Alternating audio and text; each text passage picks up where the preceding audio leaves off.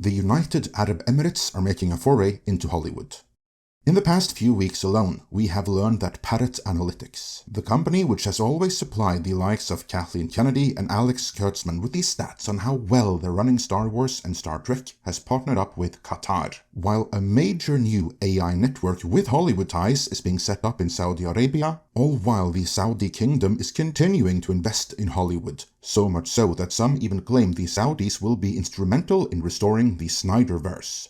Could that really happen? Would the Saudis really pay for that? That is too early to say, but they were willing to pay for NEOM, a real-life hybrid between Judge Dredd's Megacity 1 and Darkseid's Apocalypse, and the perhaps maddest engineering project ever undertaken. That, among their real intentions for Hollywood, is what we'll be looking at today. Let's dive in.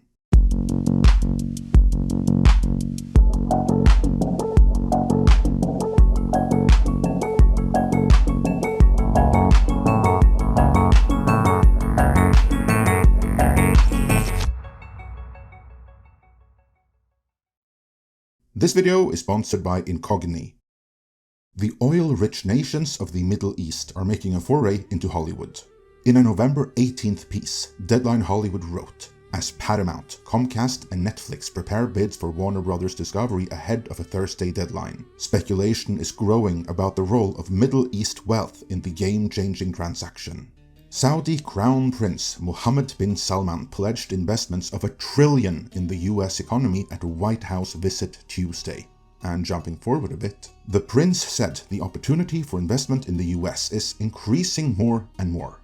The visit was his first since the murder of Saudi dissident and Washington Post columnist Jamal Khashoggi in 2018. And you'll want to remember the murder of that journalist, because we'll get back to that. Meanwhile, the article continues, a Variety report citing anonymous sources said a coalition involving Saudi Arabia, Abu Dhabi and Qatar had formed in support of a forthcoming $71 billion bid by Paramount for Warner Bros. Discovery, which would be a notch higher than prior bids in the $60 billion plus range. That may sound like a lot, but to Saudi Arabia in particular, it isn't all that. As we are about to see here momentarily, they were willing to sink a hell of a lot more than that into their own cyberpunk hell on Earth, which in its own way is directly linked to them investing in the US economy and in Hollywood now. As for more details on that Paramount bid, everyone remains tight-lipped, with the article continuing, a Paramount spokesperson called the report categorically inaccurate and said, "This is a confidential process, which we respect, and as such, we will not be commenting until the process is over." Indeed, there are rules in place, as there is a lot of money involved, so they want to preserve the interests and security of everyone involved. And on that note, security is something we all have to be vigilant about, even in the online sphere. You see, banks don't keep cash around anymore, so criminals had to evolve, and in that process, your data became their new currency.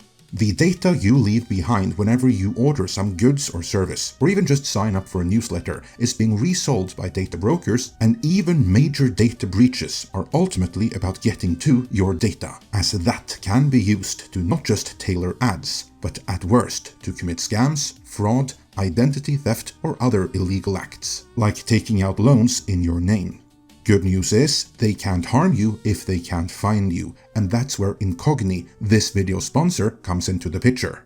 They not only protect your privacy by actively reaching out and demanding these data brokers remove anything they have on you in a fully automated process. With their custom removals feature, they also reach out to any website you point out where your data already is exposed and do the same there.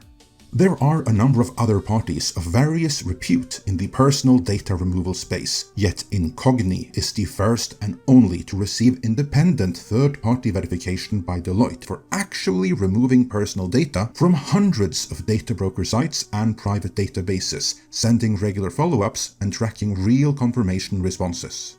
All you have to do is create an account, grant Incogni the right to work on your behalf, choose your plan, and kick back and relax while they do the work for you, keeping you up to date with the progress every step of the way. And since this video is sponsored by Incogni, we naturally have a deal for you. Use our code MIDNIGHT at the link in the description, and you'll get 60% off an annual Incogni plan. So head down to the description and get your data protected now. With that, let's get back to the Saudi foray into Hollywood and what caused it.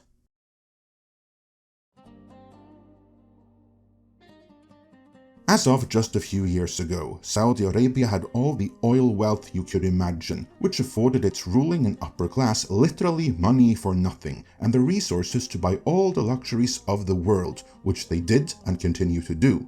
Yet the ruling class were painfully aware that all their luxury, technical know-how and expertise was bought and imported from the West. Take that away, and what remained was a nation that hadn't even built a combustion engine of their own devices. And that would pose a major problem if they ever ran out of oil, or if the world really did go all green and their oil was suddenly less in demand. Back in 2016 then, this prompted Saudi Vision 2030, a strategy and roadmap which aimed to transform Saudi Arabia from an oil-dependent monarchy into a diversified, vibrant global investment powerhouse and regional hub by the year 2030. You'll note that we are now in the tail end of 2025, meaning only 1/3 of the original time frame remains. While major social reforms have been done, including granting women the right to drive cars, and tourism has increased, and much economic diversification has been done, they are still lagging behind in construction and the financial aspects of the roadmap, which is linked to why they're investing $1 trillion in the US right about now. They have some catching up to do as their big national project, which was intended to etch Saudi Arabia into the world scene and history books, the same way the pyramids did for ancient Egypt, didn't pan out as they had hoped. That big national project was NEOM.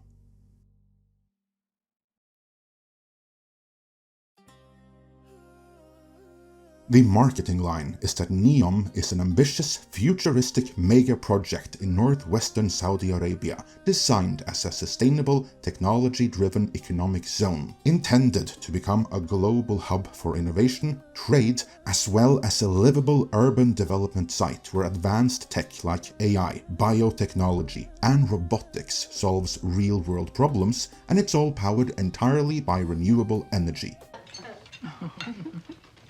You serious, Clark? That's the marketing line.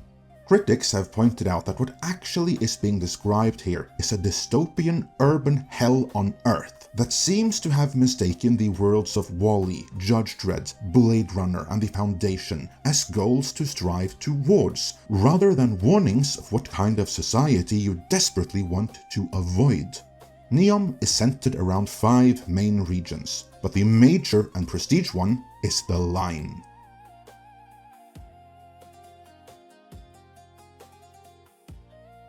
The line's core concept is a single, continuous, mirrored glass structure stretching 170 kilometers, that's about 105 miles, along the Red Sea coast, through desert and mountains.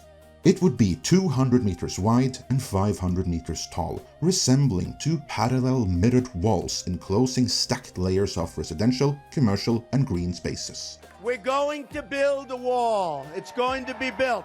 In other words, it was envisioned as a revolutionary linear city that reimagines urban living without cars, without streets, and with no carbon emissions.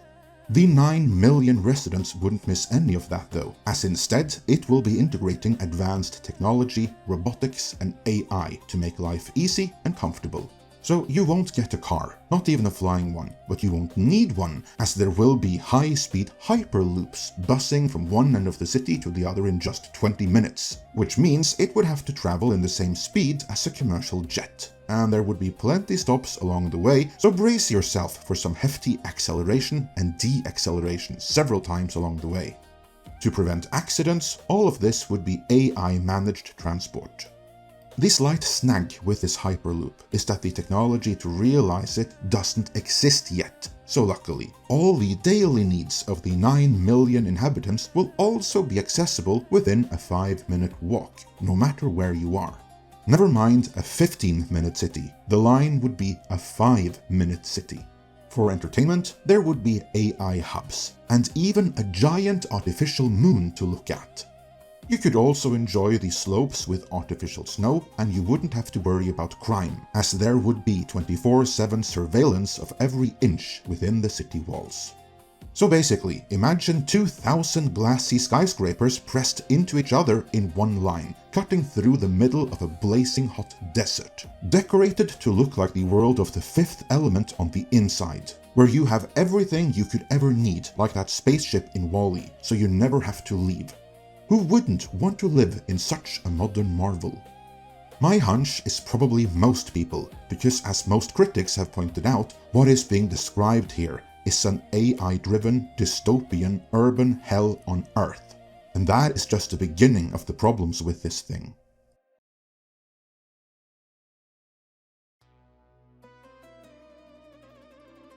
The line was announced to the world with great pride, so it was embarrassing for everyone involved when they, after announcing it to the world, came to find out that there are so many engineering challenges here that the sum of them is simply insurmountable. And even if the challenges practically could be solved, which they can't, realistic projections of what this thing would cost are so massive that actually seeing it through would bankrupt Saudi Arabia, even with all its oil, several times over. At a smaller scale, this is true for the other aspects of NEOM as well. As such, the entire overall NEOM project is currently in the process of being scaled back big time, and no aspect of it more so than the line, which is the most prestigious.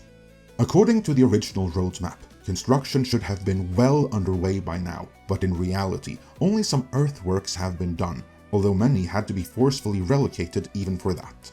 In a major worldwide humiliation, in 2024, the whole line was officially shortened by a whopping 99% to a mere 1% of its original length, and even that may not happen by the time all is said and done. And it's not like the Saudi regime wasn't warned. Remember that deceased journalist Deadline Hollywood brought up, Jamal Khashoggi, who died under, shall we say, mysterious circumstances?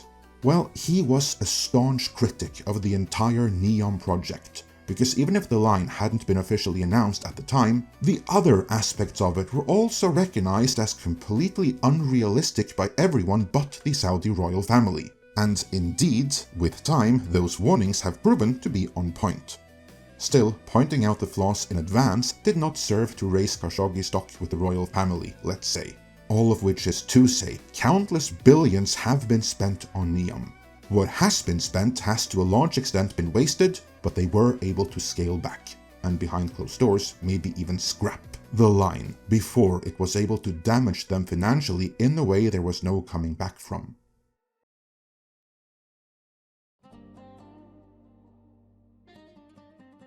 What the scaling back, or even cancelling of the line means, is that the resources that were tied up in it have been freed up and can be spent elsewhere. And since they flushed so much money down the proverbial drain already, they are under far greater pressure to spend future funds where they actually might see a return on investment. And they are now of the opinion that the place with the single most potential out there is the US economy itself. And as part of that, Hollywood, which as watchers of this channel will know, has self-immolated and left itself wide open for a takeover. But this isn't a victorious Saudi Arabia coming from a position of strength here. No, they are back to investing in the West, as their own homegrown NEOM project was a monumental failure relative to the ambition and plan behind it. In other words, there is no overall goal for the Saudis to see the Snyderverse restored here. No, they simply want the most bang for their bucks before 2030. So then it's a matter of who can convince them how their money is best spent. Zack Snyder himself, no doubt helped by the same PR agencies that helped him before, is doing his level best to that end. But will that be enough? What advice would you have for the Saudis? Let me know that and your thoughts on all of this in the comments. And before you go, remember to protect yourself and your data online with Incogni. Use our code MIDNIGHT at the link in the description and you'll get 60% off an annual Incogni plan. So head down to the description and get your data protected now.